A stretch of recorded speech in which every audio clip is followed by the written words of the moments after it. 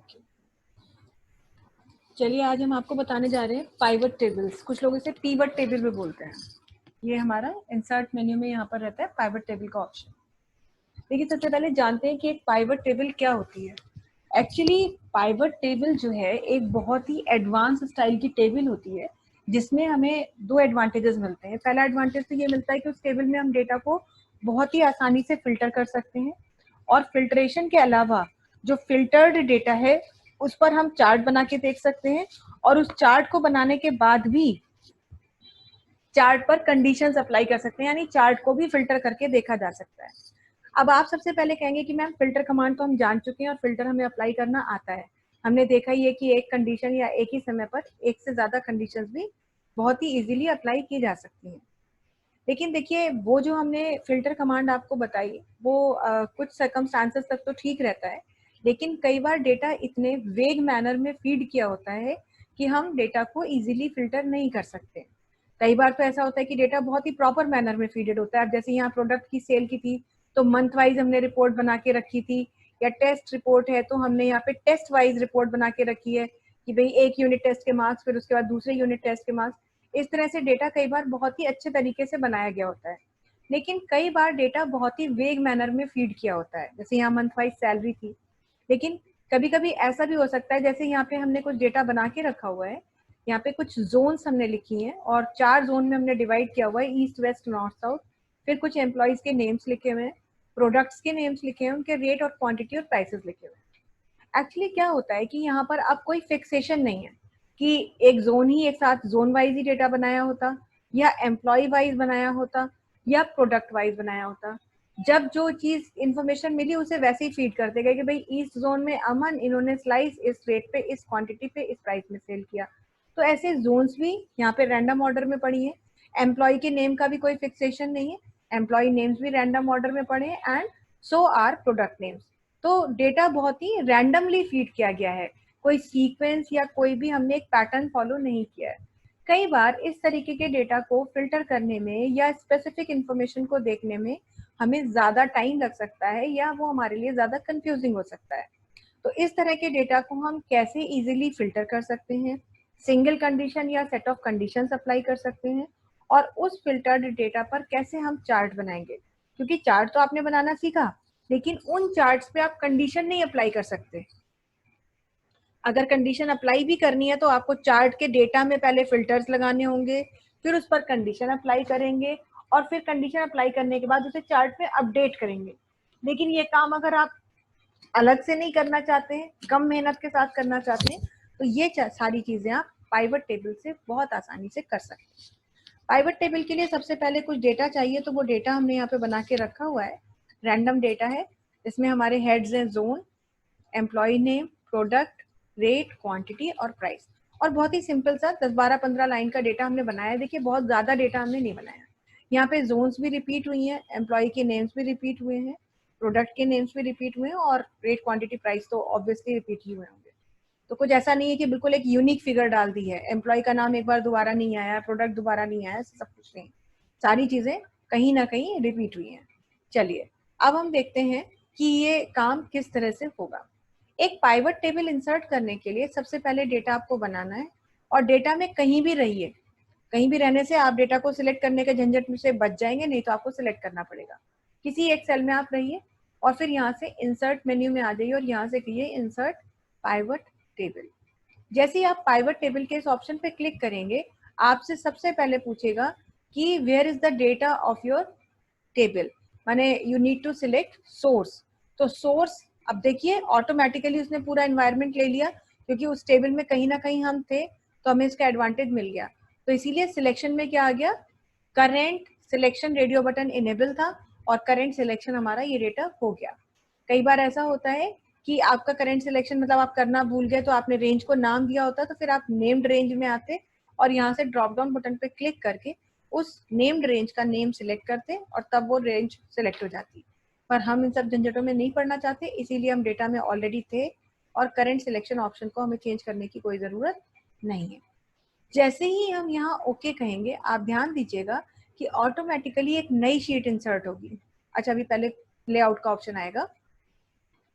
Layout option में देखिए यहाँ पर आपको बहुत सारे ये जो आपके फील्ड्स हैं, एक कई सारे बॉक्सेस दिख रहे हैं। देखिए फिल्टर बॉक्स दिख रहा है, कॉलम फील्ड्स दिख रही हैं, रो फील्ड दिख रही हैं और डेटा फील्ड दिख रही है। अब ये आपके जो चार्ट के लेआउट है, मतलब पाइवट टेबल जो बनेगी उसके डिफरेंट सेक्शंस हैं। उसमें आप किस किस फील्ड पे फिल्टर लगाना चाहते हैं वो यहाँ दे सकते हैं। आप कॉलम में कौन सी फील्ड रखना चाहते हैं वो दे सकते हैं। रो में कौन सी फील्ड रखना चाहते हैं वो दे सकते हैं। और डाटा में आप कौन सी फील्ड रखना चाहते हैं वो दे सकते हैं। वैसे तो देखिए ये आपकी अपनी मर्जी होती है, लेकिन यूजुअली डेटा फील्ड्स में हम वो फील्ड डालते हैं जिन पर हमने कैलकुलेशन परफॉर्म की है। फील्ड्स के नाम कहाँ है? जितनी भी फील्ड्स हमारे टेबल में थी वो सारी यहाँ दिख रही हैं।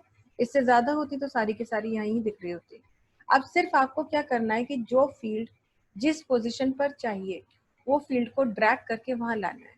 जैसे मान लीजिए हमने कहा हम जोन को रखना चाहते हैं फिल्टर फील्ड में, एम्प्लॉय को रखना चाहते हैं हम रो में, प्रोडक्ट को भी हम रखना चाहते हैं रो में, रेट को रखना चाहते हैं कॉलम में, क्वांटिटी को रखना चाहते हैं कॉलम में, और प्राइस को ड्रैग करके लाके छोड़ दिया डेटा फील्ड में। देखिए ये कोई जरूरी नहीं है कि हर फील्ड में हर सेक्शन में फील्ड हो, ऐसा कोई जरूरी नहीं है। अगर आप मान लीजिए नहीं चाहते थे कि फिल्टर्स में जोन हो, आप फिल्टर्स को उठा के रो फील्ड में भी रख सकते थे।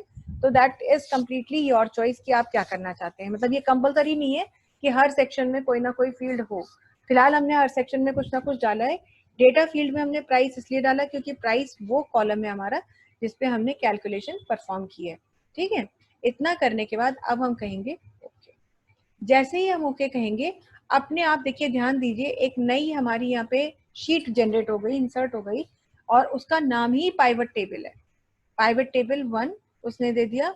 और अब जो है यहाँ पर अगर आप देखें तो आपकी ये टेबल बन के आ गई।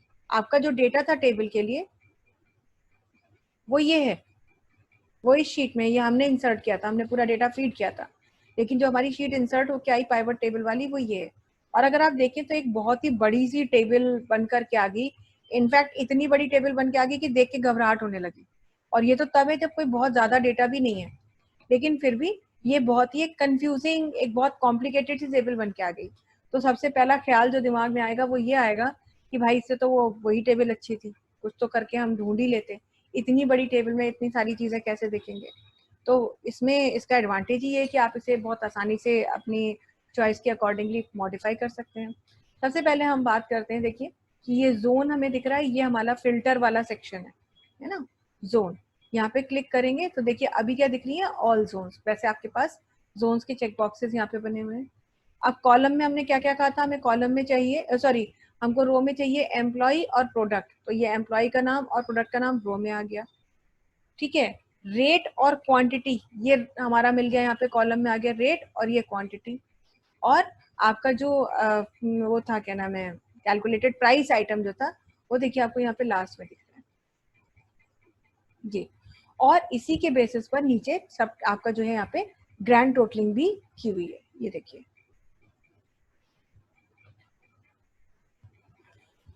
तो अपनी तरफ से ये देखिए अपनी तरफ से तो इसने इतना सब कुछ आपको दिखा दिया, लेकिन अब हम इसे कैसे यूज करेंगे। अब मान लीजिए हमने कहा हमें सारी जोन देखनी ही नहीं थी, हमें कोई एक जोन देखनी थी। तो मान लीजिए हमने कहा हमें देखना है कि सपोज वेस्ट जोन में किस किस एम्प्लॉय ने कौन सा प्रोडक्ट सेल किया। तो आप यहाँ से सिलेक्ट करके हटा दीजिए और ये चेक बॉक्स सिलेक्ट करिए और वेस्ट, और ये देखिए टेबल अपने आप ही अपडेट हो गई। अब वो दिखा रहा है कि वेस्ट में इन एम्प्लॉयज ने ये प्रोडक्ट सेल किया। अब एक एम्प्लॉय ने 2 प्रोडक्ट सेल किए तो उसके 2 की लिस्ट दिखा रहा है ना। इस तरह से कितनी आसानी से, फिर किस रेट पे सेल किए, किस क्वांटिटी पे सेल किए वो भी आपको यहाँ शो कर रहा है ना, हर एक का यहाँ पे दिखा रहा है ऐसे करके। और उनके टोटल्स भी दिखा रहा है। यानी अगर अब आपसे ये पूछ लिया जाए कि भाई टोटल हमारी जो सेल हुई है वो कितनी हुई है, वेस्ट में 59,000 की सेल हुई है। ठीक है, और अगर आप इंडिविजुअली पूछना चाहे भाई आदित्य ने कितनी की, इतनी की, आमिना ने कितनी की, इतनी की, ईशान ने कितनी की, इतनी की, कुणाल ने कितनी की, नंदन ने कितनी की, तो ऐसे भी दिख रहा है आपको यहाँ पर, है ना। सॉरी आपका जो ये आदित्य तो ये है, आमिना ये है, ईशान के ये दोनों कॉलम्स हैं क्योंकि उन्होंने 2 प्रोडक्ट सेल किए हैं, फिर ये कुणाल है, ये नंदन है और ये रिया है। तो इंडिविजुअली देखिए एम्प्लॉय वाइज भी टोटल निकल के आ गया, प्रोडक्ट वाइज भी टोटल निकल के आ गया। और आपको सबसे अच्छी बात है कि कुछ नहीं करना, आपने तो कहीं कोई कैलकुलेशन अप्लाई नहीं की सिवाय प्राइस के उस टेबल में, और यहाँ पे सब कुछ अपने आप आपका निकल करके आ रहा है। तो इस तरीके से अभी आपने सिर्फ जो अप्लाई किया है फिल्टर वो जोन पे अप्लाई किया है। अभी हम वापस से सारी जोन टिक कर देते हैं, ओके कर देते हैं, यहाँ से सारी जोन दिख रही है।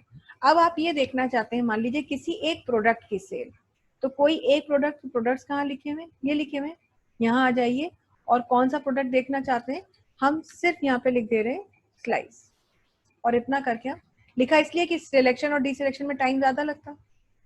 और अब आप देखिए कि आपको ये पता चल रहा है कि सभी जोन में ये एम्प्लॉयज हैं जिन्होंने ये आपका जो है दिया है, और आदित्य ने सेल किया है स्लाइस का, ठीक है, उनका ये दिया है, फिर ये अमन का आ गया, ये रोहन का आ गया, ये उदय का आ गया।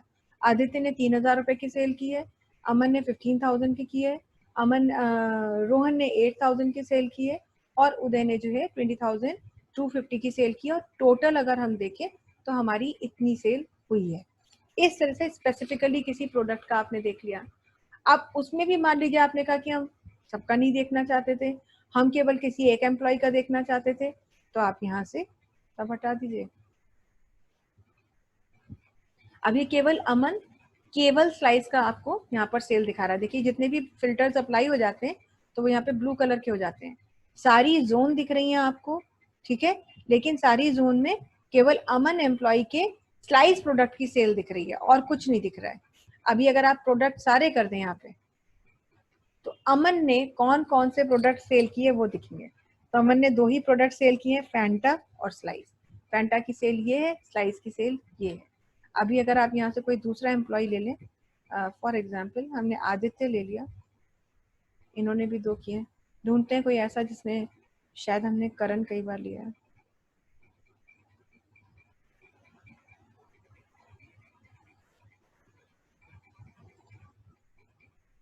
इन्होंने एक ही सेल किया है ना। तो ऐसे ये नहीं है कि आप किसी उस पर स्पेसिफिक रख सकते हैं, कुछ भी करिए, ये सब आप जो है यहाँ पे देखिए, इन्होंने 3 प्रोडक्ट की सेल की है। तो वही हम आपको इंडिविजुअली दिखाना चाहते हैं कि जरूरी नहीं कि कोई एक ही है, कुछ भी आप देखिए कितने आसानी से देख पा रहे हैं। तो ये इस तरह से आप एम्प्लॉय वाइज भी कर रहे हैं, आप प्रोडक्ट वाइज भी कर रहे हैं। अब आपने कहा सारी जोन दिखाइए, सारे एम्प्लॉयज दिखाइए, और प्रोडक्ट सारे हैं ही हैं, ठीक।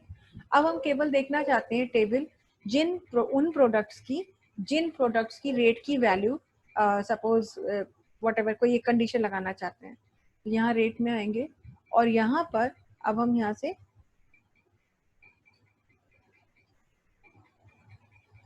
हटा देंगे, और रेट पे क्या कंडीशन हम लगाना चाहते हैं, रेट पे कंडीशन लगाना चाहते हैं कि ग्रेटर देन मान लीजिए 50। तो यहाँ पर जो है अब आपको जो है वो नहीं मिलेगा, क्या नाम है, कंडीशन नहीं मिलेगी अप्लाई करने के लिए। तो आपको यहाँ पे ये सारे सिलेक्शन हटाने पड़ेंगे, और ग्रेटर देन 50 में ग्रेटर देन और इक्वल टू 50 कर देते हैं, ये किया और ओके कर दीजिए। तो अब देखिए उन प्रोडक्ट्स की सेल दिख रही है जिनके रेट का प्रोडक्ट वैल्यू ग्रेटर देन और इक्वल टू 50 है। तो कौन कौन से प्रोडक्ट्स हैं, फैंटा है जिसको आमिन और कार्तिक ने सेल किया है, ड्यू है नमन ने सेल किया है, फ्रूटी रोहिणी ने सेल किया, और कोक तरुण ने सेल किया है। 50 वाले ये प्रोडक्ट्स दिख रहे हैं आपको, और आगे 51 पे भी दिख रहा है, तो ये आमिना ने किया है। देन आपका कार्तिक फैंटा का सेल, देन नमन ड्यू का सेल, देन रोहिणी फ्रूटी का सेल, एंड तरुण कोक का सेल। और इतनी इजीली देखिए आप डायग्नोज कर लेते हैं, एनालिसिस करते हैं, और कितनी आसानी से आप डेटा का इंटरप्रिटेशन दिखा देते हैं। ये हो गया। और क्या देखना है, अब हमने कहा हम किसी एक प्रोडक्ट, किसी एक जोन का ही देखना चाहते हैं, सबका नहीं देखना, हमको केवल देखना है सपोज साउथ, तो साउथ में इन एम्प्लॉयज ने सेल किए। तो इस तरह से देखिए, कोई जोन में देखना है तो भी देख सकते हैं, किसी एक स्पेसिफिक एम्प्लॉय का देखना चाहते हैं वो भी देख सकते हैं, किसी रेट पर देखना चाहते हैं, क्वांटिटी पे देखना चाहते हैं, अगर आप क्वांटिटी पे भी देखना चाहते हैं तो भी देख सकते हैं। तो ये सारी चीजें हैं, खैर आपने यहाँ पे देखा। अब ये जो पाइवट टेबल आपने बनाई है, इसी पाइवट टेबल पर अगर आपको पाइवट चार्ट बनाना हो, क्योंकि जब पाइवट टेबल बनती है तो उस पर चार्ट भी बन सकता है, और पाइवट टेबल के बेसिस पे जो चार्ट बनता है उसे हम पाइवट चार्ट कहते हैं। सपोज इसी डेटा पे हमें चार्ट बनाना है कि साउथ का सिर्फ हमें चार्ट दिखाइए, हमें और कुछ नहीं चाहिए, तो डेटा ऑलरेडी हमारा बना हुआ है, डेटा में हम हैं भी कहीं ना कहीं। और यहाँ देखिए आप इसमें इंसर्ट मेन्यू में चले जाइए, चाहे यहाँ से इंसर्ट चार्ट ऑप्शन का आप यूज कर लीजिए। कैसा चार्ट चाहिए वो कोई सा भी ले लेते हैं, हमने यही ले लिया सबसे सिंपल और हमने इसे फिनिश कर दिया, ज्यादा कुछ लिखा नहीं हमने। तो ये देखिए आपको यहाँ पर दिखा रहा है कौन सी जोन का चार्ट, ये सिर्फ आपको साउथ जोन का चार्ट दिखा रहा है, जिसमें आपको बता रहा है कि साउथ जोन में Pepsi, Dew, Slice, Thums Up, Frooti इन सब की सेल हुई है, जिसमें पेप्सी को दीपक ने सेल किया है, ड्यू को नमन ने, स्लाइस को रोहन ने 2 प्रोडक्ट सेल किए हैं, स्लाइस और थम्स अप, और रोहिणी ने फ्रूटी, और ये इस तरीके से आपने देखा। अब आपने कहा कि हमें साउथ जोन का नहीं देखना, मान लीजिए हमको देखना है किसी और जोन का, तो देखिए यहीं से अभी आपने पिछली क्लास में जो चार्ट इंसर्ट करना सीखा उसमें ये ऑप्शन नहीं था, लेकिन यहाँ पर क्या मिल रहा है आपको, यहाँ ये ऑप्शन मिल रहा है कि यहाँ पर आपको ये फिल्टर बटन्स मिल रहे हैं फील्ड पे, है ना। और अगर आपको नहीं मिलते हैं तो चार्ट को एडिट कर लीजिएगा तो मिल जाएंगे। और अब आपने कहा कि नहीं जी साहब अब हमें ईस्ट का देखना है, साउथ हटा दीजिए। ये देखिए आपके सामने ईस्ट का डेटा आ गया। आपने कहा हमको नॉर्थ देखना है तो नॉर्थ का डेटा आ गया। तो कितनी आसानी से देखिए आप चीजों को फिल्टर कर रहे हैं जो शायद आपने सोची भी ना हो, उतनी इजीली चीजें आपकी फिल्टर होकर के आ रही हैं और आप अपना काम कर ले रहे हैं, और उसी के अकॉर्डिंग आपका चार्ट भी अपडेट हो रहा है। और ये चार्ट में आपको देखिए स्लैब बता रहा है कि भाई ये इनकी वैल्यू है, और मतलब ये इनका जो है रेट का वैल्यू है और ये क्वांटिटी का वैल्यू है। अब आपने कहा मान लीजिए कि नॉर्थ में देखना था, नॉर्थ में हमें सभी प्रोडक्ट्स का दिख रहा है, लेकिन अब हम देखना चाहते हैं केवल उन प्रोडक्ट की लिस्ट जिनकी वैल्यू कोई भी एक स्पेसिफिक क्राइटेरिया में देखनी है। तो देखिए अब रेट पे हम आए और यहाँ से ये ऑल हटा दिया और देखना है कि 50 रुपीज का कोई प्रोडक्ट बिका है। यस, 50 रुपीज का प्रोडक्ट बिका है। कौन सा बिका है? फैंटा बिका है। इस तरीके से आपने देख लिया, तो रेट पे अपनी कंडीशन लगा दी। ऐसे ही आप क्वांटिटी पे लगा सकते थे कि हमें देखना है 600, तो 600 क्वांटिटी नॉर्थ में नहीं सेल की है, 600 क्वांटिटी, है ना। तो ये चीज आपको इस तरह से दिख रही है।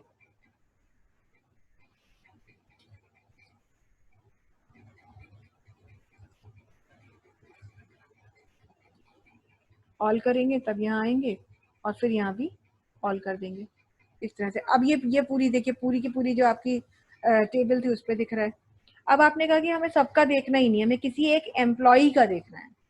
तो किसी एक एम्प्लॉय का देखना है तो एम्प्लॉय पे आ जाइए। किसका देखना चाहते हैं? मान लीजिए हमने ले लिया आनंद का।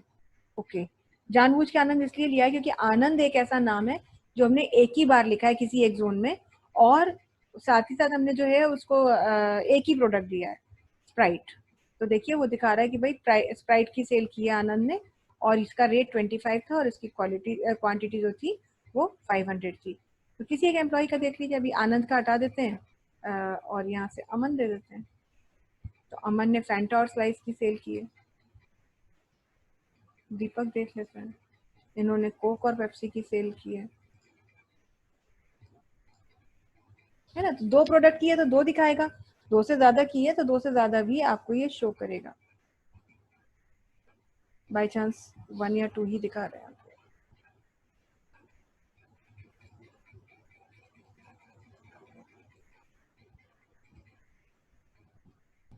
ये देखिए ये 3 प्रोडक्ट्स इन्होंने सेल किए।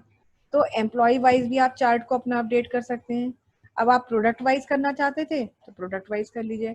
आपने कहा सबका देखना ही नहीं हमको, हमको केवल ड्यू का देखना है। तो ये देखिए जैसे जैसे चार्ट अपडेट होता है वैसे वैसे आपकी टेबल भी अपडेट होती जाती है। अब वो आपको ड्यू का दिखा रहा है कि भाई आदित्य ने किया है, कार्तिक ने किया है, कुणाल ने किया और नमन ने किया है। ये रेट्स थे, ये क्वांटिटी थी, ये रेट्स थे, ये क्वांटिटी है। तो इतनी आसानी से आप पाइवट टेबल में डेटा देख सकते हैं जो आपने शायद सोचा ही ना हो।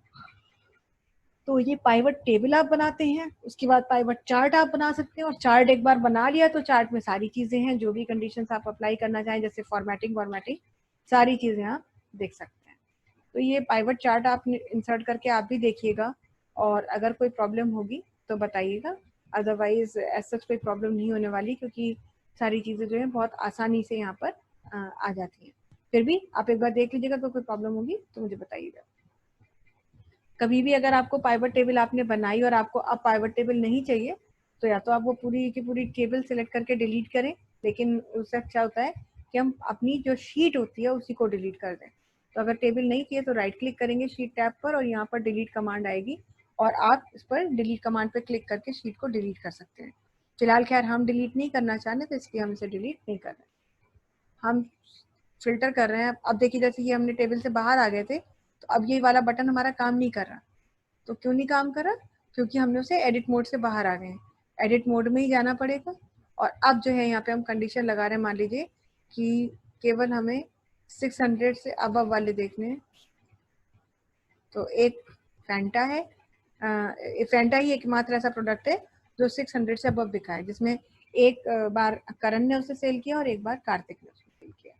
तो ये इस तरीके से जो है आप डेटा बनाते हैं, पाइवट टेबल यूज करते हैं और टेबल यूज करके उस पर चार्ट वगैरह बना सकते हैं। ये पाइवट टेबल का ऑप्शन था जो आपने यूज किया।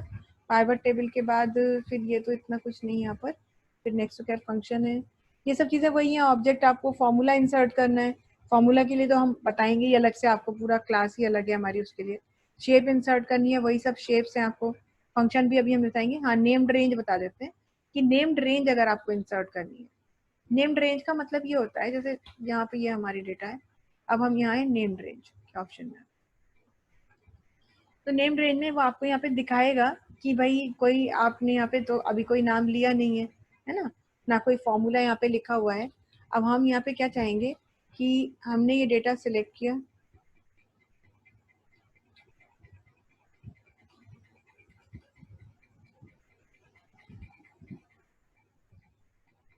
और इसको हम एक नाम दे रहे हैं, ठीक है। तो हमने इसको नाम भी दे दिया चार्ट डेटा, ठीक है। ये चार्ट डेटा हमारा यहाँ पर है। फिर सिलेक्ट करेंगे, कॉपी करेंगे, नेम्ड रेंज ऑप्शन पे जाएंगे। तो देखिए ये जितने भी नेम्ड रेंज हैं आपके, आप कॉपी नहीं भी करेंगे वो उसको जरूरी, बस सिलेक्ट करिए तो जितने भी आपके डेटा हैं वो यहाँ पर आपको दिखाई देते हैं। तो इस तरीके से आप जो नेम्ड रेंजेस होती हैं उनको आप देख सकते हैं और आप उनमें फॉर्मूला भी, मतलब उस पर फॉर्मूला भी अप्लाई कर सकते हैं। लेकिन अभी क्योंकि ये डेटा इस तरह का नहीं है इसलिए हम इस पर फॉर्मूला अप्लाई नहीं कर रहे हैं। जैसे कि यहाँ पर हमने कुछ मैनेज नेम्स पाएंगे, देखिए तब भी आपको ये वर्ड नाम दिखाएगा, मतलब पूरी पूरी वर्कशीट, वर्कबुक में जिस जिस शीट पे आपने नाम दिया होगा वो दिखाएगा आपको, नाम दिखाता है आपको। या फिर आपको फॉर्मूला इंसर्ट करने में भी हेल्प करता है, लेकिन हम फॉर्मूला यहाँ से इंसर्ट करते नहीं है। फॉर्मूला के लिए हम अलग से आपको ऑप्शन बताएंगे, उसी को यूज करेंगे। टेक्स्ट बॉक्स इंसर्ट करना है तो ये टेक आपका माउस का पॉइंटर बन गया, आप टेक्स्ट बॉक्स इंसर्ट कर सकते हैं जहाँ भी, हालांकि जरूरत नहीं है पर फिर भी अगर आपको चाहिए तो आप ये टेक्स्ट बॉक्स इंसर्ट करें। आप इसके अंदर जो कुछ लिखना चाहें लिख सकते हैं। लिखने के बाद इसकी बिल्कुल वैसे ही फॉर्मेटिंग कर सकते हैं जैसे आपने MS वर्ड में की थी। तो ये टेक्स्ट बॉक्स इंसर्ट कर सकते हैं। कमेंट आपको बता ही चुके हैं, फ्लोटिंग फ्रेम की कोई ज़रूरत नहीं है, फॉन्ट वर्क की इसमें कोई ज़रूरत नहीं है, वही है आपका जो आप यूज़ करते हैं, क्या नाम है, वर्ड आर्ट, ठीक है। हाइपर लिंक ज़रूर आपको चाहिए हो सकता है, तो हाइपर लिंक जहाँ आपको चाहिए तो क्या करेंगे कि जहाँ भी आपको हाइपर लिंक चाहिए वहाँ रहिए और कह देते हैं इंसर्ट हाइपर लिंक। पूछेगा कौन सी फाइल है, वैसे तो मतलब कोई भी फाइल हो सकती है, लेकिन मान लीजिए हमने कहा हम इंटरनेट से गूगल का ही लिंक एक बनाना चाह रहे हैं, google.co.in, ये हमने यहाँ पे लिख दिया और बस यहाँ से कर देंगे, ये देखिए बन के आ गया है ना। और बस अब आपको कंट्रोल के साथ इस पर क्लिक करना है तो आप इस लिंक पे विजिट कर सकते हैं।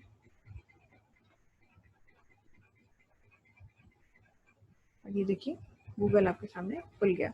तो ये हाइपरलिंक इंसर्ट कर सकते हैं किसी वेबसाइट का, या फिर हाइपरलिंक इंसर्ट कर सकते हैं किसी भी फाइल का जो आपके कंप्यूटर में सेव्ड है। अगर कंप्यूटर में सेव्ड है तो डॉक्यूमेंट कहाँ पर सेव्ड है वो फाइल आप ब्राउज करके लाएंगे ऑब्वियसली। तो मान लीजिए हमने कहा कि सपोज यही ले लिया हमने, एक वर्ड की फाइल, ये किया और यहाँ से कह दिया ओके। तो ये देखिए ये फाइल बन गई आपकी। अब आपको जब भी जाना है इस पर तो इस सेल को आप सिलेक्ट करें और कंट्रोल के साथ पॉइंटर यहाँ रख करके क्लिक कर दें और ये फाइल आपके सामने खुल जाएगी और आपको जो भी देखना है वो आप अपना डेटा देख सकते हैं। तो ये इस तरीके से आप हाइपरलिंक इंसर्ट कर सकते हैं। एक्सेल की फाइल को किसी दूसरी एक्सेल की फाइल से भी कनेक्ट कर सकते हैं। ये सारी चीज़ें आप यहाँ से कर सकते हैं। नेक्स्ट फिर आपका इसमें ऑप्शन है स्पेशल कैरेक्टर, वैसे तो कीबोर्ड में ही मिल रहे हैं लेकिन कोई ऐसा कैरेक्टर जो कीबोर्ड पे अवेलेबल नहीं हो और आपको चाहिए, तो फिर वो आप यहाँ से वही स्पेशल कैरेक्टर जैसे एमएस वर्ड में किया था वैसे यहाँ पर है। जो भी कैरेक्टर चाहिए, कुछ तो आपको यहाँ डिफ़ॉल्ट फ़ॉन्ट में ही मिल रहे हैं, नहीं है तो फिर आप फ़ॉन्ट की लिस्ट में जाइए। अगर कोई ऐसी फ़ॉन्ट की लिस्ट आपको चाहिए, ये ढूंढिए, यहाँ पर आपको बहुत सारे फ़ॉन्ट्स मिलते हैं। जो भी फ़ॉन्ट आपको चाहिए वो आपको देखना है, और जो सिंबल आपको चाहिए उस सिंबल पे जाना है। मान लीजिए हमको ये सिंबल चाहिए तो हम सिंबल को सिलेक्ट करेंगे, और सिलेक्ट करने के बाद सपोज हमें ये सिंबल चाहिए, यहाँ से क्या देंगे, इंसर्ट। इंसर्ट पे क्लिक करेंगे, ये देखिए जहाँ भी हमारा सिलेक्शन होगा जिस सेल पर, वहाँ पर वो हमारा सिंबल आ जाएगा। ये सिंबल वगैरह इंसर्ट कर सकते हैं। फॉर्मेटिंग मार्क की कोई ज़रूरत नहीं है आपको। डेट इंसर्ट करना है एक्सेल में या कैल्सी में, अगर आपको डेट इंसर्ट करनी है तो आपके पास एक शॉर्टकट होता है, ये देखिए डेट आ गई और ये देखिए टाइम आ गया। तो डेट इंसर्ट करने के लिए आपको प्रेस करना होता है shift plus semicolon, shift plus semicolon, ये करंट डेट इंसर्ट करता है। और शिफ्ट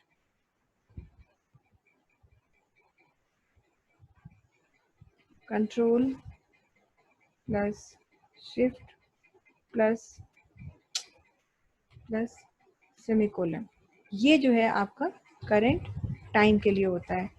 ये भी यूज कर सकते हैं, या फिर हम बोल सकते हैं कि कंट्रोल प्लस सेमीकोलन, क्योंकि सेमीकोलन जब आपको बनाना, सॉरी कोलन, कोलन जब आपको बनाना होता है तो शिफ्ट प्लस सेमीकोलन ही आपको प्रेस करना होता है। तो बस आप डायरेक्ट कॉम्बिनेशन देखिए, कंट्रोल सेमीकोलन, ये आपका डेट आ गई, और कंट्रोल शिफ्ट सेमीकोलन या कंट्रोल सेमीकोलन कंट्रोल कोलन, तो ये करंट टाइम आ जाता है। अगर कॉम्बिनेशन नहीं याद है तो इंसर्ट में जाइए, डेट ऑप्शन पे जाइए, ये देखिए डेट आ गई, और फिर इंसर्ट में जाइए, टाइम ऑप्शन पे जाइए तो टाइम आ जाएगा। तो इस तरीके से ये सिंपल सिंपल चीज़ें हैं जो आप यूज़ कर सकते हैं। प्राइवेट टेबल का ऑप्शन आप रिवाइज करके देख लीजिएगा। और उसके आगे जो है, अब हम अगला जो है फिर कल की क्लास में भी ये बेसिक चीज़ें ही बताएंगे, मतलब ऑप्शंस बताएंगे। फिर परसों हम एक थ्योरी की क्लास लेंगे जिसमें कि हम आपको फंक्शन और फार्मूला के बेसिक डिफरेंसेस और उनके यूजेज बताएंगे, और फिर हम कैलकुलेशन वाला पार्ट अपना शुरू करेंगे। ठीक है, तो आज के लिए इतना ही रखते हैं, इसको आप पढ़ के देख लीजिएगा, कोई प्रॉब्लम है तो बताइएगा। That's all for the day.